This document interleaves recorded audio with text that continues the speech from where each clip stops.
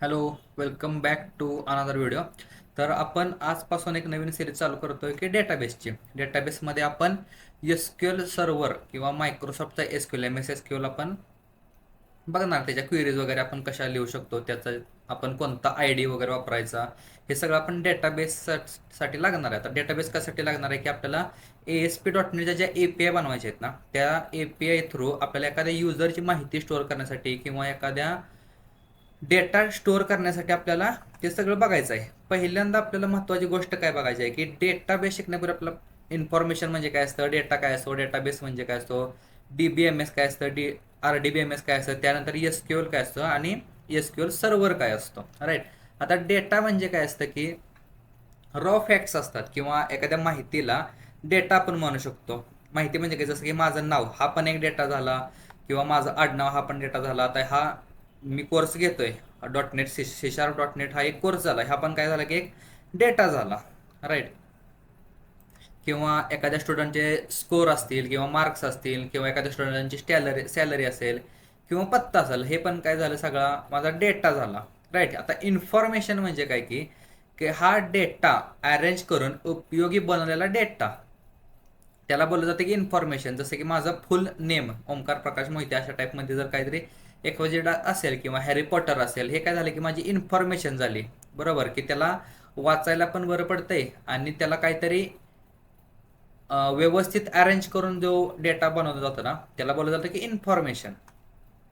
Next concept काय आहे की डेटाबेस. आता डेटाबेस कशाला म्हणलं जातं की जसं पूर्वी कसं असायचं की डेटाबेस किंवा टेक्नॉलॉजी यायच्या अगोदर जर आपण शाळेत किंवा कॉलेजमध्ये जर बघितलं असेल तर रजिस्टर असतात. रजिस्टरमध्ये नाव असेल स्टुडंटचं किंवा टीचरचं नाव असेल, त्याचा ॲड्रेस असेल, त्याने ॲडमिशन घेतलेलं असेल, हे सगळ्या कन्सेप्ट पूर्वी असायच्या. पण जसं मॉडर्न टेक्नॉलॉजी चालल्या ना, तसं टेक्नॉलॉजी किंवा कम्प्युटर म्हणू शकतं की कम्प्युटर जसा आला तर कम्प्युटर थ्रू आपण तो डेटा व्यवस्थित अरेंज करायला लागलो. राईट. किंवा रिलेटेड डेटा त्याच्यामध्ये आपण स्टोअर करायला लागलो त्या डेटाबेसमध्ये. तशा टाईपमध्ये किंवा एखाद्या ॲप्लिकेशन थ्रू आपण डेटाबेस बनवू शकतो. त्या डेटाबेसमध्ये आपण त्या युजरची माहिती असेल किंवा युजरची इन्फॉर्मेशन असेल, ते सगळं आपण डेटा स्टोअर करू शकतो. जसं की त्याचा सॅलरी स्लिप असेल, त्याचा पेमेंट गेटवे असतील, राईट, त्याचं पंचिंग टाईम असेल, इन आउट टाईम, हे सगळं आपण डेटाबेसमध्ये बघू शकतो.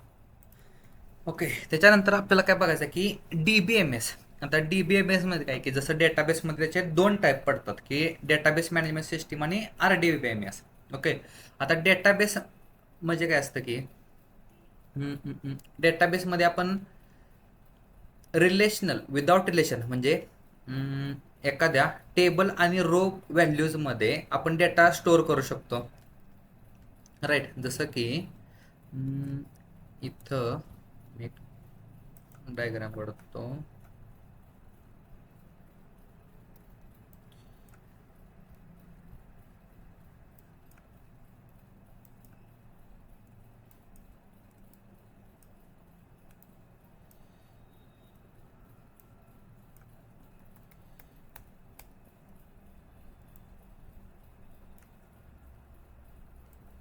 ओके. एखादी आपल्याकडे असं लायब्ररी आहे आणि त्या लायब्ररीमध्ये आपल्याला पुस्तकं स्टोअर करायची आहेत. राईट. तर पुस्तकं स्टोअर करण्यासाठी पण आहे ना, तिथं आपल्याला एक माणसाची गरज असणार आहे. कारण की का, तर तुम्ही डायरेक्ट त्याच्यामध्ये स्टोअर करू शकत नाही. राईट. तर त्या DBMS मध्ये तुम्ही बुक्स जर ठेवायचे असतील तर तुमच्याकडे लायब्ररियन पाहिजे, जो तुमच्या बुक्स आहेत तो अरेंज करू शकतो. कारण की तुम्ही डायरेक्ट फक्त ज्या बुक्स असतात त्या स्वतःच्या स्वतः डायरेक्ट त्या टेबल्समध्ये असेल किंवा रॅक्समध्ये असतील, ते ऑटोमॅटिकली जाऊन बसू शकत नाहीत. राईट. त्यासाठी आपल्याला DBMS लागतो. DBMS म्हणजे काय की DB म्हणजे डेटाबेस आणि MS म्हणजे management system. Database management system करायला आपल्याला एक स्ट्रक्चर लागतं. ओके. आता स्ट्रक्चर म्हणजे काय, जसं की एक टेबल लागतो, त्याच्यामध्ये रो आणि कॉलम क्रिएट किंवा रो आणि कॉलम फॉर्मॅटमध्ये आपण डेटा स्टोअर करू शकतो. राईट. जसं की एखाद्या युजरचा डेटा असेल किंवा एखाद्या 5,000 एम्प्लॉईचा डेटा असेल, तो आपण एक्सेलमध्ये ठेवू शकतो. पण त्याच्यामध्ये प्रॉब्लेम काय की आपल्याला सर्चिंग होत नाही किंवा त्याच्यामध्ये डुप्लिकेट डेटा येतो, त्यानंतर सिक्युरिटी प्रॉब्लेम असेल किंवा त्याचा बॅकअप घ्यायला येत नाही. राईट. मग त्यासाठी आपण DBMS सिस्टीम आले. आता DBMS मध्ये काय होऊ शकतं की जसं फास्ट सर्च असेल, त्यानंतर तुमचं बॅकअप असेल, सिक्युरिटी असेल, किंवा ते जर आपल्याला इव्हन रिपोर्ट्स जरी असतील ना, तर डेटाबेसमध्ये आपण रिपोर्ट्स काढू शकतो, राईट. किंवा डेटा जर आपल्याला रिट्रीव्ह करायचा असेल, अपडेट करायचा असेल, हे सगळं आपण डेटाबेसमध्ये करू शकतो. आता याच्यात आहे ना की प्रॉब्लेम काय झाला की त्यानंतर आपल्याकडं RDBMS आला, रिलेशनल डेटाबेस मॅनेजमेंट सिस्टीम. इथं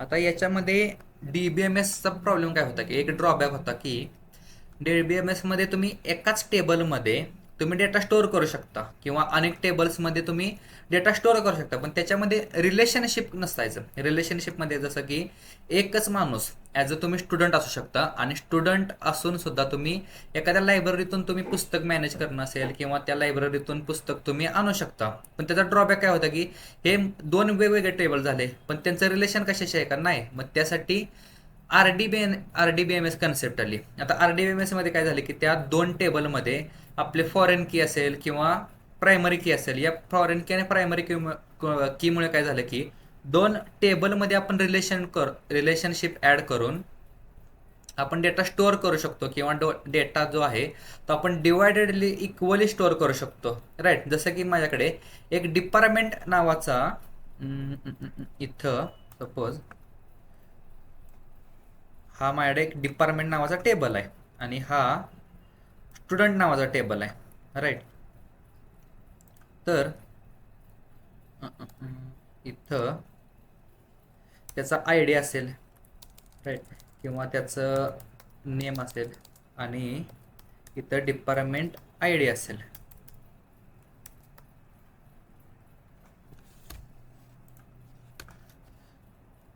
आणि इथं त्याचा एक ID असेल आणि त्याचा नेम असेल, राईट. आता यानं काय झालं की ज्या पण वेळेस मला त्याचा फक्त डिपार्टमेंटची लिस्ट पाहिजे असेल किंवा एखाद्या नुसत्या फक्त स्टुडंटची माहिती पाहिजे असेल. आता स्टुडंटची माहिती म्हणजे काय की इथं फक्त मला त्याचं नाव आणि गाव पाहिजे असेल, तर मी या टेबलमधून माहिती आणणार कोणत्या स्टुडंट नावाच्या. जर का मला या स्टुडंटचा डिपार्टमेंट माहीत पाहिजे असेल, राईट, तर मी या स्टुडंटचा जो पण डिपार्टमेंट ID आहे त्या डिपार्टमेंट IDच्या अगेन्स्ट स्टुडंटचं डिपार्टमेंट कोणतं आहे ते मी आणू शकतो. जसं की त्याचं कॉम्प्युटर सायन्स असेल किंवा मेकॅनिकल असेल. आता हे दोन डिपार्टमेंट, ओके, किंवा हे दोन जे टेबल्स आहेत एकामेकाशी जोडले गेले आहेत ना, त्यालाच बोललं जातं की रिलेशनशिप. या दोन टेबलमधून आपण जो डेटा कलेक्ट केला त्याला बोललं जातं की relational database management system, right. आता प्रायमरी की कन्सेप्ट काय असते, प्रायमरी की सपोज आपल्याला इन्क्रिमेंटल किंवा डुप्लिकेट की नसतात त्यामध्ये, किंवा नल नसतं, त्यानंतर सगळ्या युनिक व्हॅल्यू असतात, त्याला बोललं जातं की प्रायमरी की. जसं की आपल्याला कॉलेजमध्ये एखादा रोल नंबर असेल, राईट, किंवा एखाद्या बँकेमध्ये आपल्याला जो खाते नंबर दिला जातो ना त्याला बोललं जातं की प्रायमरी की. आता फॉरेन की काय असतं की दुसऱ्या टेबलमध्ये, ओके, किंवा आपल्या एका टेबलमधील प्रायमरी की दुसऱ्या टेबलमध्ये रेफरन्स म्हणून वापरला जातो, त्याला बोललं जातं की फॉरेन की. त्यामध्ये मग असतील की 1 to 1 असेल, किंवा 1 to मेनी रिलेशनशिप असेल, किंवा मेनी टू मेनी रिलेशनशिप असतील. अशा टाईप त्याला नॉर्मलायझेशन आपण ते करू शकतो. आता त्याच्यानंतरची जी कन्सेप्ट आहे की MS SQL आणि MySQL मधला फरक काय की MS SQL काय की मायक्रोसॉफ्ट स्ट्रक्चर्ड क्युरी लँग्वेज, जे मायक्रोसॉफ्टचं जे आपलं SQL आहे किंवा मायक्रोसॉफ्टचं जे डेटाबेस मॅनेजमेंट सिस्टीम आहे DBMS, आणि त्याला बोललं जातं की MS SQL.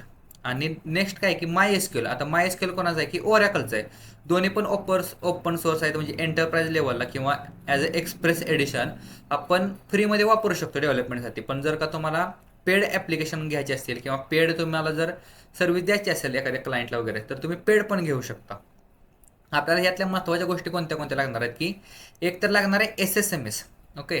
आता SSMS काय की SQL सर्व्हर मॅनेजमेंट स्टुडिओ. आता SQL सर्व्हर मॅनेजमेंट स्टुडिओ कोणाचा आहे की मायक्रोसॉफ्टवाल्यांचा आहे. तो आता कशासाठी लागणार आहे की ज्यावेळेस आपल्याला एखादी क्वेरी लिहायची असेल, जसं .NET असेल किंवा आपलं अँग्युलरचं ॲप्लिकेशन असतील, तर त्यांचा जो कोड लिहायचा असतो, तर कोड लिहिण्यासाठी आपण कोणते सॉफ्टवेअर वापरतो की एक तर व्हिज्युअल स्टुडिओ कोड असेल किंवा VS कोड असेल, राईट. या दोन्हीपैकी आपण सॉफ्टवेअर वापरतो. तसंच जर आपल्याला क्वेरी लँग्वेज लिहायची असेल किंवा डेटाबेस मॅनेजमेंटवरती आपल्याला काहीतरी ऑपरेशन करायचे असेल, CRUD सारखी, जसं क्रिएट, रीड, अपडेट, डिलीट करायचे असेल किंवा आपल्याला स्टोअर प्रोसिजर लिहायची असेल किंवा ER डायग्राम काढायचे असतील, राईट, तर त्यासाठी आपल्याला SSMS नावाचा आपल्याला IDE लागतो आणि त्या SSMS IDE बरोबर आपल्याला SQL सर्व्हर लागतो, राईट. आता SQL सर्व्हर का, तर जो आपण IDE डाउनलोड करणार आहे कोणता की SSMS वाला, त्याच्या थ्रू आपण एखादं कनेक्शन बनवून, जो आपला SQL सर्व्हर आहे त्याच्यामध्ये कनेक्शन बनवून आपण लोकली CRUD ऑपरेशन करणार किंवा डेटाबेस स्टोअर करणार किंवा मल्टिपल डेटाबेसमध्ये आपण व्हॅल्यू स्टोअर करून किंवा टेबल्समध्ये स्टोअर करून त्याच्यावरती ऑपरेशन्स करणार आहे, राईट. जर तुम्हाला डाउनलोडेशन करायचं असेल तर पहिलं तर गुगलला आलं पाहिजे आणि इथं गुगलला SSMS डाउनलोड, तर पहिल्यांदा SMS सर्च मारल्यानंतर install SQL server management studio पहिलीच वेबसाईट आहे. तिथं आहे की बघा, download SQL server management studio installer download केल्यानंतर तुम्हाला याच्यावरती डबल क्लिक करून, आता ते इन्स्टॉल डाउनलोड होतोय, आता इथं एस करायचा.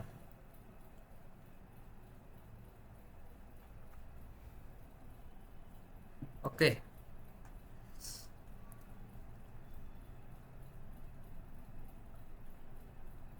तर ते इन्स्टॉलिंग होत आहे.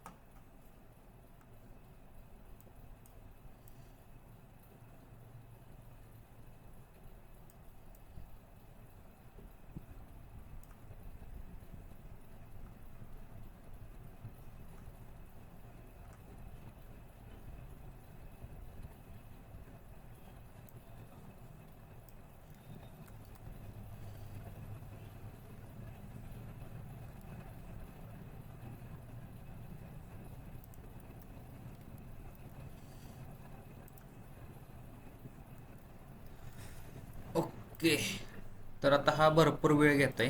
तर ज्यावेळेस आपला हा इन्स्टॉलेशन पूर्ण कम्प्लीट होणार, तर नेक्स्ट करून आपल्याला तो इन्स्टॉलेशन करायचा आहे. नेक्स्ट काय करायचं की SQL सर्व्हर मॅनेजमेंट स्टुडिओ, आता तुम्हाला एखादा EXE भेटणार आहे. त्या EXEला आपल्याला रन केलं तर तुम्हाला असा इंटरफेस भेटणार आहे.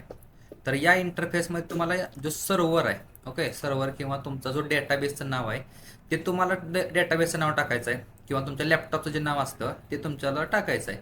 नेक्स्ट आहे इथं मी कनेक्ट केलं तर माझा डेटाबेस कनेक्ट झाला. आता कनेक्ट केल्यानंतर तुम्हाला असं येईल की पाटील SQL सर्व्हर किंवा तुमच्या ज्या सर्व्हरचं नाव आहे त्याला मी एक मॅक्झिमाइज केलं. त्याच्यानंतर तुमचं इथं भरपूर ॲप्लिकेशन आहेत की database, security, server, object, replication, always on high availability, management, event profile वगैरे. त्यातलं आपल्याला काय लागणार आहे की डेटाबेसेस लागणार आहेत, राईट. इथं आता माझे मल्टिपल डेटाबेसेस आहेत त्यामुळे इथं डेटाबेसची लिस्ट आल्या. नेक्स्ट काय करायचं की सपोज इथं डेटाबेस क्रिएट करायचे दोन ऑप्शन असतात. पहिला तर असतो की इथं युझिंग GUI म्हणजे काय की ग्राफिकल युजर इंटरफेस, की इथं राईट क्लिक केलं त्याच्यानंतर न्यू डेटाबेस केल्यानंतर त्यांना नाव विचारलं की डेटाबेस नेम. सपोज मी या डेटाबेसला नाव दिलं कंपनी DB, असं नाव दिलं, राईट. ॲड केलं आणि ओके केलं. File empty, provide name for the file SQL manager UI. Okay, company already आहे.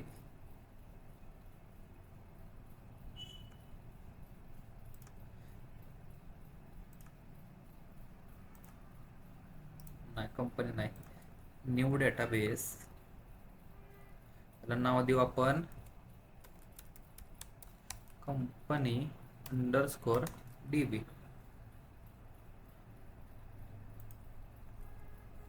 ओके, आला का माझा की कंपनी DB. आता त्याच्यावर जर एक्सपांड केलं तर इथं बघा database diagram, tables, views, external resources, synonyms, programmability, query store, त्यानंतर सर्व्हिस ब्रोकर, स्टोरेज, सिक्युरिटी अशा टाईपचे मल्टिपल ऑप्शन आहेत. त्यातलं आपल्याला काय बघायचं आहे की टेबल्स बघायचे आहेत. आता तर याच्यामध्ये टेबल्स काहीच नाहीत, जे पण आहेत की ते सिस्टीमचे टेबल्स आहेत. राईट. हा झाला आपला की पहिला वे की तुम्हाला डेटाबेस क्रिएट करू शकता. आता दुसरा वेग आहे की इथं इथं न्यू क्वेरी थ्रू तुम्ही एखादा डेटाबेस क्रिएट करू शकता. तर त्याचं नाव काय असतं की सपोज क्रिएट डेटाबेस आणि तुमच्या डेटाबेसचं नाव. सपोज इथं मी टाकलं की ओमकार नावाचा डेटाबेस आणि या क्वेरीला मी एक्झिक्यूट केलं तर आलं का माझं की कमांड कम्प्लिटेड सक्सेसफुली. जर का मी इथं रिफ्रेश केलं तर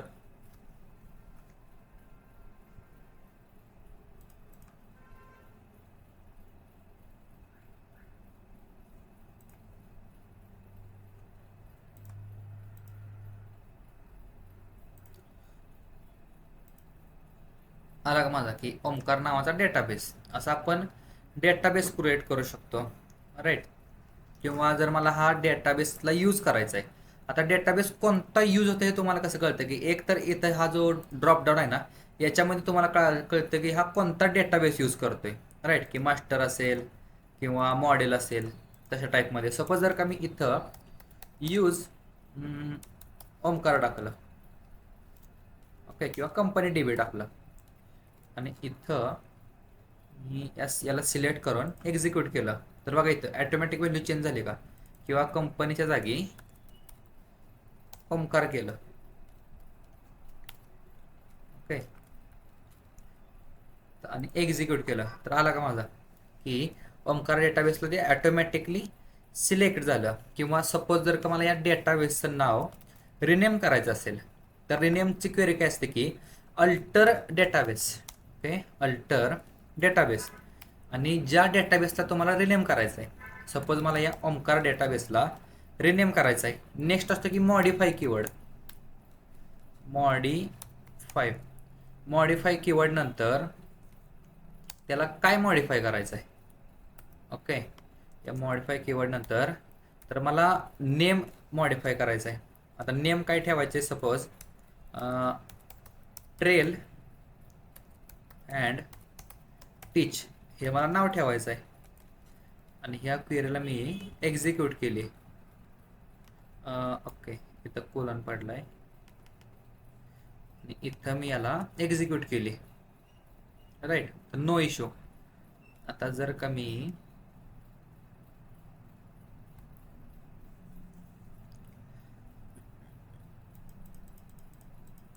फक्त ते एकच आहे की हे भरपूर वेळ घेतं.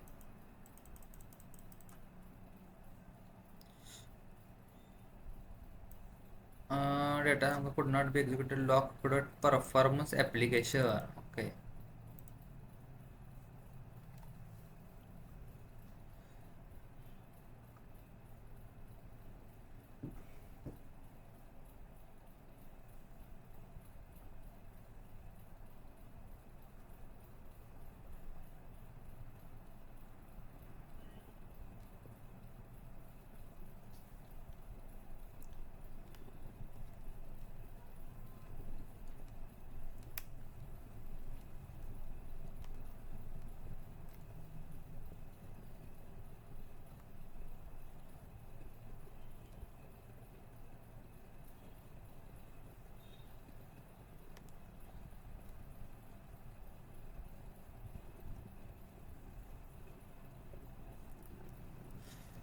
ओके, त्याला काहीतरी एरर देत आहे बहुतेक. SQL सर्व्हरचा काहीतरी इश्यू असू शकतो. तर हे सगळं आपण करू शकतो. नेक्स्ट आपल्याला काय बघायचं आहे की आपण डेटाबेस क्रिएट केला. आता या डेटाबेसला सपोज मला हा डेटाबेस डिलीट करायचा आहे, तर दुसरा पर्याय काय असतो की इथं डिलीट. ओके, तर मी हा ओमकार नावाचा डेटाबेस GUI थ्रू डिलीट केला की राईट क्लिक केलं त्याच्यामध्ये डिलीट नावाची क्वेरी वापरली.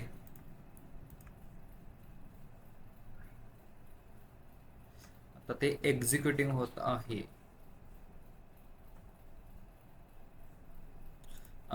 Error awkward.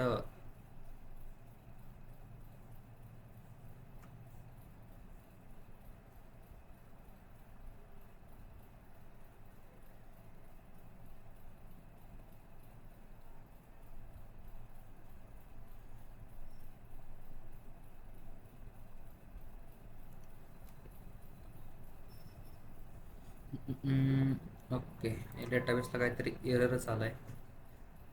Don't save SSMS.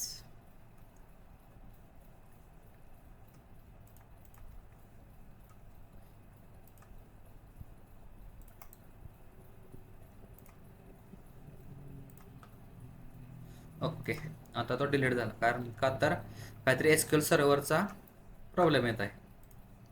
तर आज आपण काय काय बघितलं की DBMS काय असतं, की डेटाबेस काय असतो, त्यानंतर रिलेशनल डेटाबेस काय असतो, आपण डेटाबेस क्रिएट कसा करू शकतो, किंवा या डेटाबेसमध्ये आपण नेक्स्ट लेक्चरपासून सगळ्या क्वेरीज थ्रू सगळं करणार आहे, की त्यामध्ये टेबल कसा क्रिएट करायचा, त्या टेबल्समध्ये कॉलम क्रिएट कसे करायचे, त्या कॉलम्स थ्रू आपण व्हॅल्यूज कशा इन्सर्ट करायच्या, किंवा दोन टेबलमध्ये रिलेशन काय असतं, प्रायमरी की काय असते, त्यानंतर फॉरेन की काय असते, राईट.